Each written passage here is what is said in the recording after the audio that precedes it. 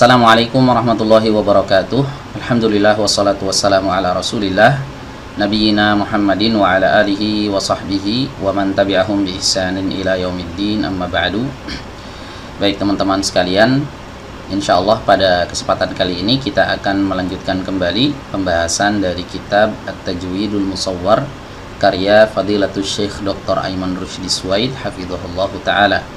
Dan pada kesempatan kali ini ya, insyaallah kita akan membahas sebuah pembahasan yang cukup menarik, yaitu ahammu mabahiti ilmi tajwid, ya, hal yang paling penting dari pembahasan-pembahasan dalam ilmu tajwid.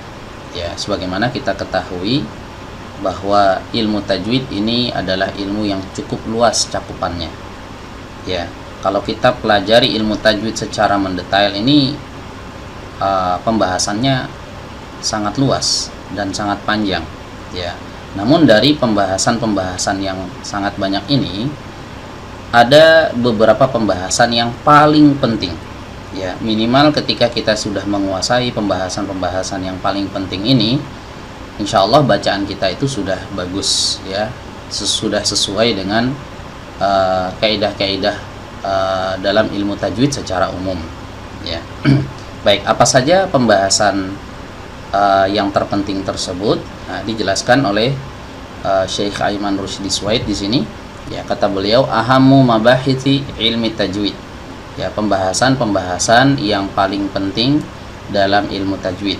Ya, pembahasan yang pertama, ya, ini pembahasan yang wajib dikuasai oleh kita ya teman-teman ya. Yang pertama adalah makharijul hurufil arabiyyati.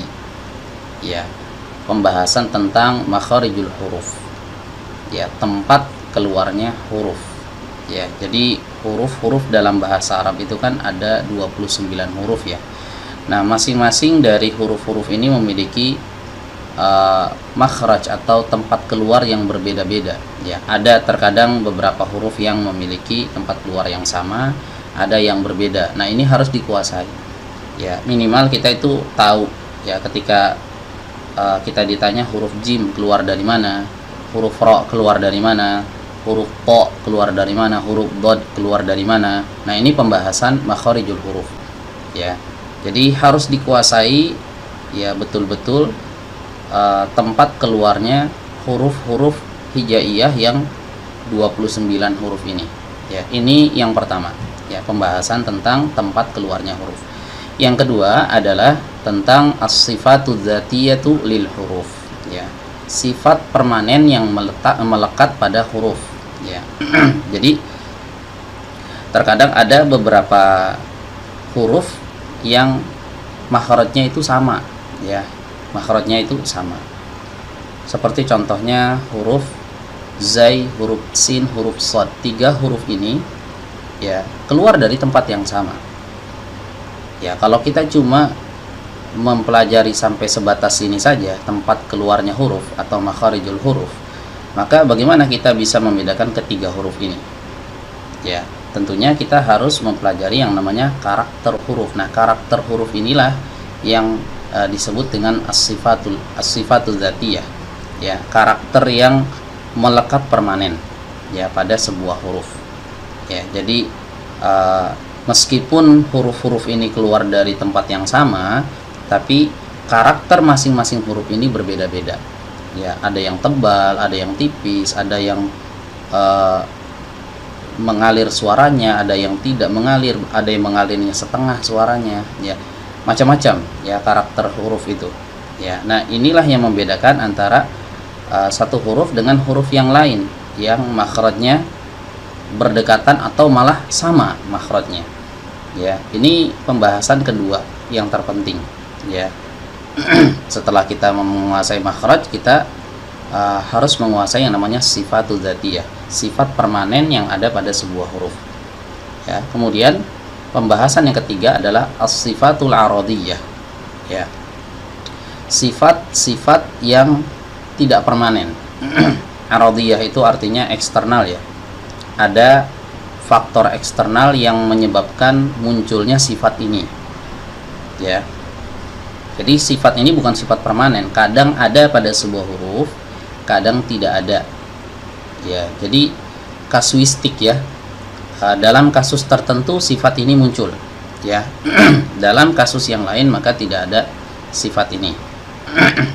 Ya, beda dengan sifatul dzatiyah. Kalau sifatul dzatiyah, sifat atau karakter huruf yang memang permanen, melekat, selalu ada pada huruf tersebut, tidak boleh dipisahkan. Nah, kalau sifatul aradiyah, ini sifat yang temporer, tidak permanen.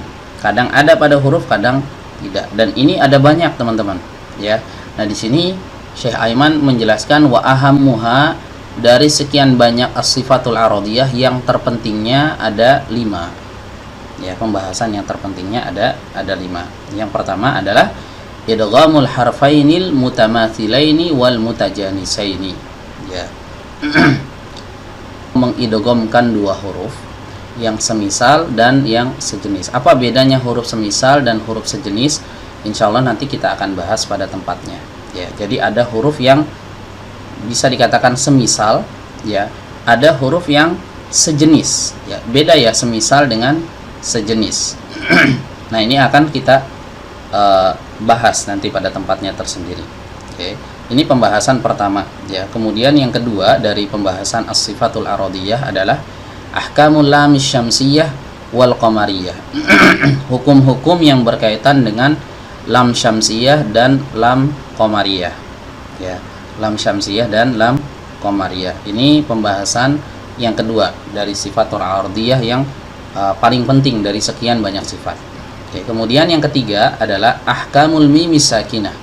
Hukum mim sukun. Ya, hukum mim sukun. Kemudian yang berikutnya adalah ahkamun nun sakinati wat tanwin. Hukum-hukum yang berkaitan dengan nun sukun dan juga tanwin. Dan yang terakhir, yang kelima adalah ahkamul maddi wal qasr. Ya, hukum-hukum yang berkaitan dengan mad dan qasr. Ya. Bisa juga kita katakan sifat aradiyah ini adalah hukum-hukum yang muncul, ya, akibat terjadi pertemuan antara dua huruf. Ya, baik itu huruf yang sama atau sejenis atau berbeda. Ya, nah ini dia 3 pembahasan penting yang wajib untuk dikuasai oleh seseorang, ya, dari pembahasan ilmu tajwid. Dan masing-masing ini ada perinciannya ya teman-teman ya. Pembahasan makharijul huruf ini cukup panjang ya, pembahasan sifat ya apalagi lebih panjang lagi. Ya, karena sifat ini kan terbagi 2, ada sifat dzatiyah, ada sifat aradiyah. Jadi sebenarnya tajwid itu kalau diringkas makhraj dan sifat aja.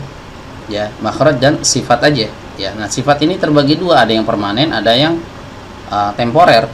Ya, nah yang temporer ini dibagi lagi. Ya, ada banyak. Terkadang muncul hukum seperti ini, terkadang tidak. Ya, hukum-hukum yang sifatnya kasuistik.